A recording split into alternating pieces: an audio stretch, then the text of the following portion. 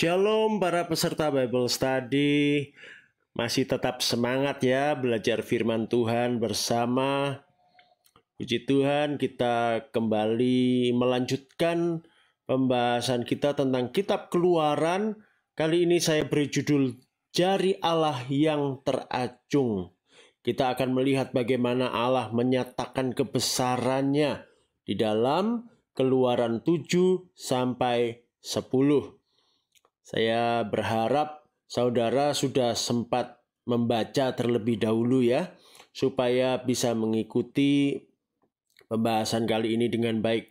Karena saya tidak akan membacakan seluruh pasal 7 sampai 10, karena akan terlalu panjang nanti. Mari sekarang kita mulai dengan melihat bagian awal dari Keluaran 7. Kita baca Keluaran 7 ayat 1 sampai 5. Berfirmanlah Tuhan kepada Musa, "Lihat, aku mengangkat engkau sebagai Allah bagi Firaun, dan Harun abangmu akan menjadi nabimu. Engkau harus mengatakan segala yang kuperintahkan kepadamu, dan Harun abangmu harus berbicara kepada Firaun, supaya dibiarkannya orang Israel itu pergi dari negerinya. Tetapi aku akan mengeraskan hati Firaun, dan aku akan memperbanyak tanda-tanda dan mujizat-mujizat yang kubuat di tanah Mesir.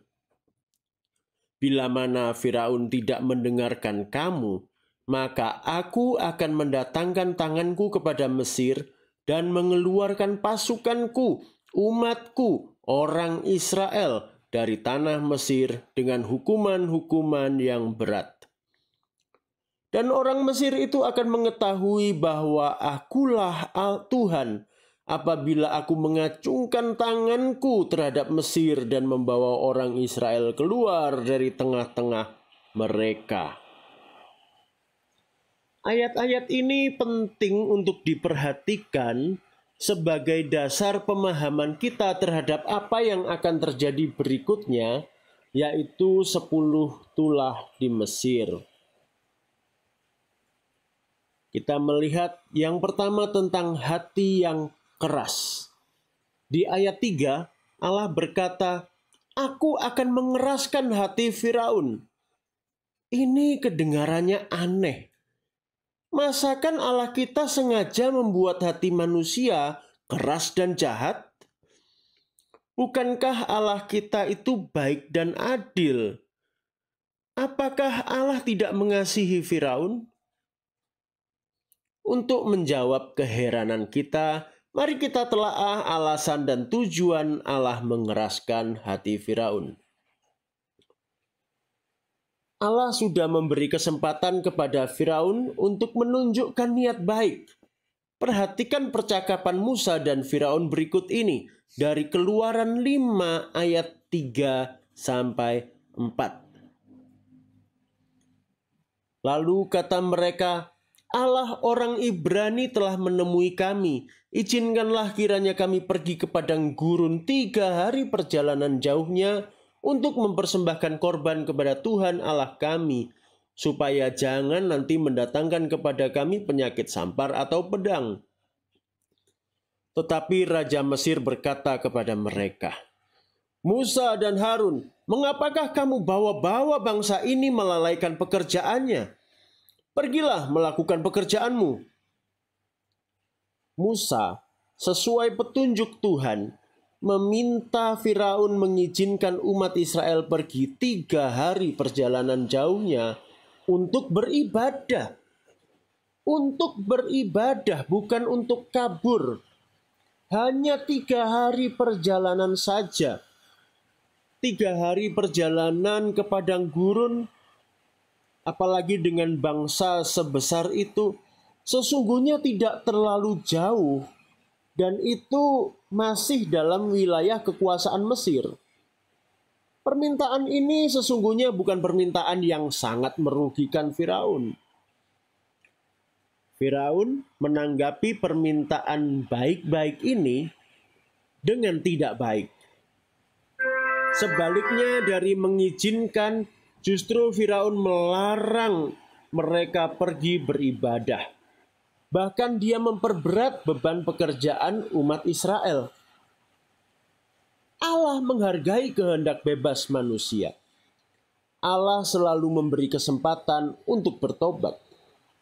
Ketika Firaun ternyata mengeraskan hatinya, maka Tuhan pun mengeraskan hati Firaun. Bahkan sebenarnya Tuhan itu sudah tahu bahwa Firaun akan berkeras hati. Perhatikan ayat-ayat berikut. Keluaran 3 ayat 19 sampai 20. Tetapi aku tahu bahwa Raja Mesir tidak akan membiarkan kamu pergi, kecuali dipaksa oleh tangan yang kuat. Tetapi aku akan mengacungkan tanganku dan memukul Mesir dengan segala perbuatan yang ajaib, yang akan kulakukan di tengah-tengahnya. Sesudah itu ia akan membiarkan kamu pergi. Kita lihat di sini Allah berkata, aku tahu. Maka dalam hal ini Allah tetap bertindak adil terhadap Firaun. Kekerasan hatinya adalah pilihan Firaun sendiri. Bahkan kalau kita perhatikan dengan seksama, proses pergerakan hati Firaun menghadapi ke-10 tulah yang didatangkan Tuhan menunjukkan bahwa sebenarnya Tuhan memberi kesempatan kepada Firaun untuk bertobat. Perhatikan pada tulah pertama dituliskan di Alkitab kita, Firaun berkeras. Artinya dia yang memang ngotot tidak mau membebaskan Israel, tidak mau mengizinkan Israel pergi. Bisa dibaca di Keluaran 7 ayat 22. Lalu pada tulah yang kedua dituliskan, ia tetap berkeras hati. Demikian juga pada tulah ketiga, tetapi hati Firaun berkeras. Pada tulah keempat dikatakan, tetapi sekali ini pun Firaun tetap berkeras hati. Sampai pada tulah yang kelima juga dikatakan, Firaun tetap berkeras hati. Pada tulah yang keenam baru dituliskan, tetapi Tuhan mengeraskan hati Firaun. Mengapa? Ya karena Firaun memilih untuk berkeras hati. Kembali di tulah ketujuh disebutkan, ia tetap berkeras hati. Kemudian pada tulah yang ke-8 sampai yang ke-10 di situ jelas dikatakan 3 kali Tuhan mengeraskan hati Firaun. Kalau kita hitung-hitung berapa kali Firaun sendiri mengeraskan hatinya? 6 kali. Jadi alasan Tuhan mengeraskan hati Firaun ya karena Firaun sendiri memilih untuk berkeras hati. Nah, Allah dalam segala tindakannya memiliki rencana yang sempurna. Tidak ada yang dilakukan Allah dengan semena-mena tanpa pertimbangan. Tujuan Allah membiarkan hati Firaun keras ada 2. Yang pertama adalah untuk menunjukkan mujizat dan kekuasaannya pada Firaun, Mesir, dan juga bangsa-bangsa lain. Mari kita perhatikan Keluaran 9 ayat 14-16. Sebab sekali ini aku akan melepaskan segala tulahku terhadap engkau sendiri, terhadap pegawai-pegawaimu dan terhadap rakyatmu, dengan maksud supaya engkau mengetahui bahwa tidak ada yang seperti aku di seluruh bumi. Bukankah sudah lama aku dapat mengacungkan tanganku untuk membunuh engkau dan rakyatmu dengan penyakit sampar, sehingga engkau terhapus dari atas bumi? Akan tetapi inilah sebabnya aku membiarkan engkau hidup, yakni supaya memperlihatkan kepadamu kekuatanku dan supaya namaku dimasyurkan di seluruh bumi. Perhatikan ayat 15 dan 16. Di sini pun sebenarnya tersirat harapan Tuhan supaya Firaun bertobat. Lalu tujuan yang kedua adalah menunjukkan kuasanya dan pembelaannya bagi umat Israel dan generasi penerusnya. Kita baca pasal yang ke-10 ayat 1-2. Berfirmanlah Tuhan kepada Musa, "Pergilah menghadap Firaun, sebab aku telah membuat hatinya dan hati para pegawainya berkeras, supaya aku mengadakan tanda-tanda mujizat yang kubuat ini di antara mereka, dan supaya engkau dapat menceritakan kepada anak cucumu bagaimana aku mempermain-mainkan orang Mesir dan tanda-tanda mujizat mana yang telah kulakukan di antara mereka, supaya kamu mengetahui bahwa akulah Tuhan." Sekarang kita melihat tulah-tulah yang dilakukan Tuhan atas tanah Mesir. Tuhan menunjukkan kekuasaannya dalam 10 tulah atau bencana. Tuhan mendatangkan tulah-tulah itu untuk menunjukkan bahwa hanya Dia sajalah yang berkuasa. Mesir adalah bangsa yang memuja banyak dewa. Dengan 10 tulah yang didatangkannya, Allah menunjukkan bahwa Mesir dengan segala dewanya tidak berdaya di hadapan Tuhan. Pada mujizat tongkat menjadi ular yang dilakukan Musa sebelum terjadi 10 tulah, para penyihir Mesir melakukan hal yang sama. Mereka pun melemparkan tongkat dan tongkat mereka menjadi ular. Namun ular mereka dimakan habis oleh ular Musa. Kemudian ketika terjadi tulah pertama dan kedua, para penyihir Mesir kembali meniru apa yang dilakukan oleh Musa. Tetapi bukannya mereka melenyapkan bencana itu, mereka justru memperparahnya. Pada tulah yang ketiga, para penyihir Mesir tidak berdaya. Mereka pun mengaku, inilah tangan Allah. Kata tangan di sini sebenarnya lebih tepat diterjemahkan sebagai jari. Karena bahasa Ibrani yang digunakan adalah etzba yang artinya jari. Kalau tangan itu yad. Ya.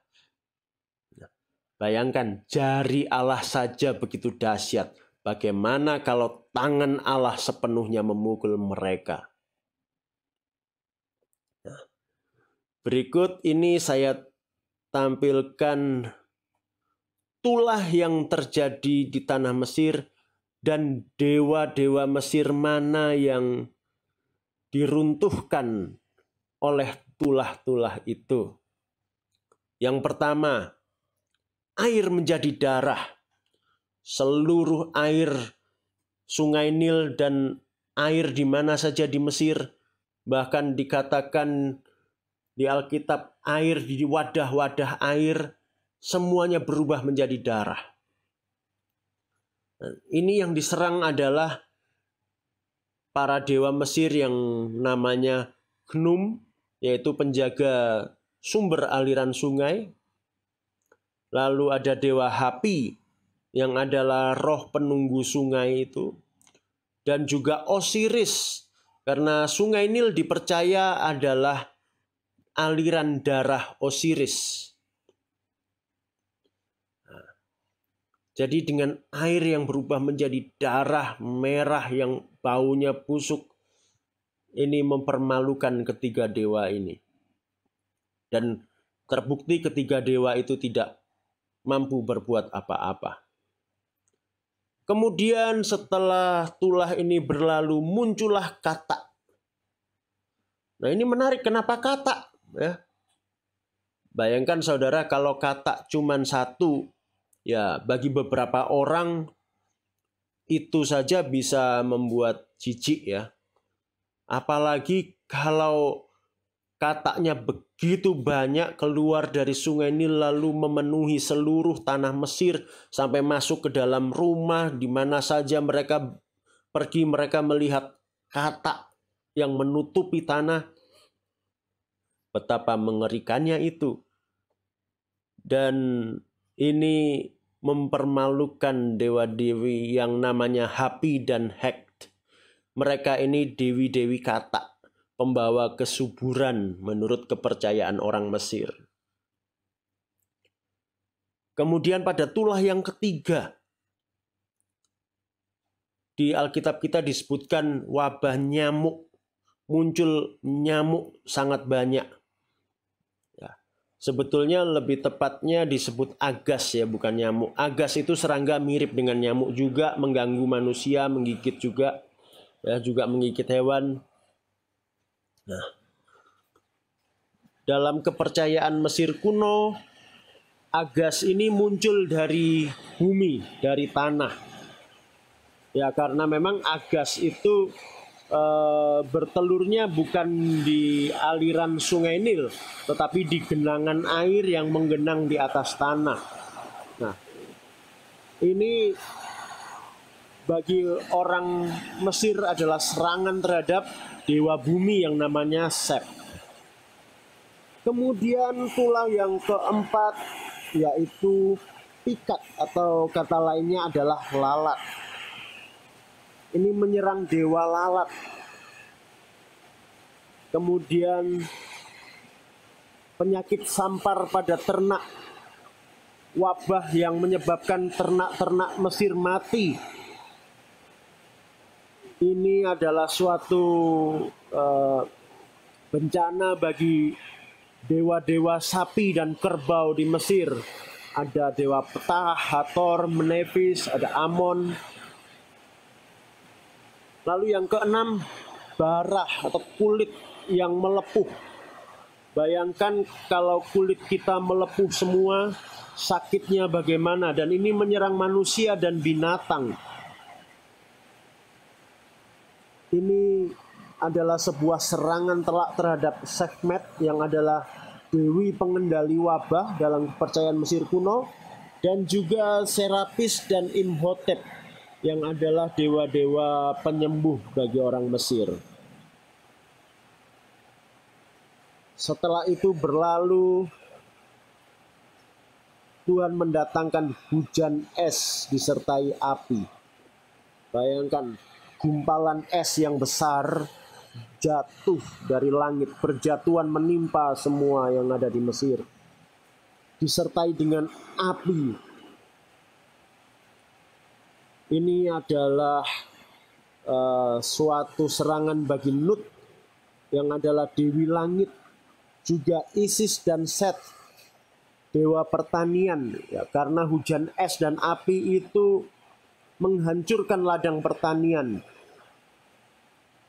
Dikatakan tanaman rami dan jelai habis. Masih ada yang tersisa, tapi nanti akan dihancurkan di tulah yang ke-8. Ya. Juga tulah ke-7 ini mengalahkan Shu yang adalah penguasa angkasa menurut orang Mesir. Pada tulah ke-7 ini seperti saya katakan tadi, tanaman di ladang tidak semua habis. Yang dihabiskan di tulah ke-7 adalah tanaman yang sedang berbunga, yang sesaat lagi akan siap dipanen. Tetapi pada tulah yang ke-8, yaitu tulah belalang, tanaman yang tersisa yang seharusnya beberapa bulan kemudian akan berbunga dan berbuah, dihabiskan oleh hama belalang. Dan dewa Serapia, dewa pengendali hama, tidak mampu berbuat apa-apa. Bahkan dikatakan belalang ini begitu banyak menutupi kawasan Mesir hingga kawasan Mesir menjadi gelap. Dewa matahari, Ra, tidak bisa menembus Dan dipertegas lagi oleh Tuhan dengan tulah ke-9 ini yang paling ajaib. Bisa terjadi gelap gulita. Gelap gulita menyelimuti seluruh tanah Mesir kecuali di Goshen. Bayangkan, gelap gulita, bahkan sinar lampu pun tidak bersinar. Ini adalah sebuah hinaan bagi Ra, Amon-Re, Aten, Atum, Horus. Mereka ini para dewa matahari. Dan juga Thoth, dewa bulan. Lalu yang terakhir, tulah ke-10. Kematian anak sulung di Mesir. Ini adalah hukuman telak bagi semua dewa Mesir, termasuk Firaun sendiri, yang dalam budaya Mesir juga dianggap sebagai dewa. Jadi dengan ke-10 tulah ini, Allah menyatakan hanya Dialah yang berkuasa. Sebagai kesimpulan kita, Tuhan kita, Allah Israel, sungguh adalah Allah yang berkuasa atas segala sesuatu. Tidak ada yang dapat menghalangi rencananya. Dengan kekuasaannya yang besar, Allah meruntuhkan Mesir dengan dewa-dewanya serta membebaskan Israel. Dalam melaksanakan rencananya, Allah kita tetap berlaku adil dan murah hati. Demikian yang saya sampaikan minggu ini. Kiranya memberkati, meneguhkan iman kita. Mari semuanya terlibat aktif dalam sesi diskusi. Saya tunggu pertanyaan-pertanyaan dan komentar-komentar ya. Kalau ada pertanyaan mari kita jawab, kita diskusikan bersama-sama. Dan pada pertemuan berikutnya kita akan melihat lebih jelas tulah yang ke-10 yang merupakan gambaran dari penebusan dan juga bagaimana perjalanan Israel menyeberangi Laut Merah. Sampai jumpa di sesi diskusi. Tuhan Yesus memberkati.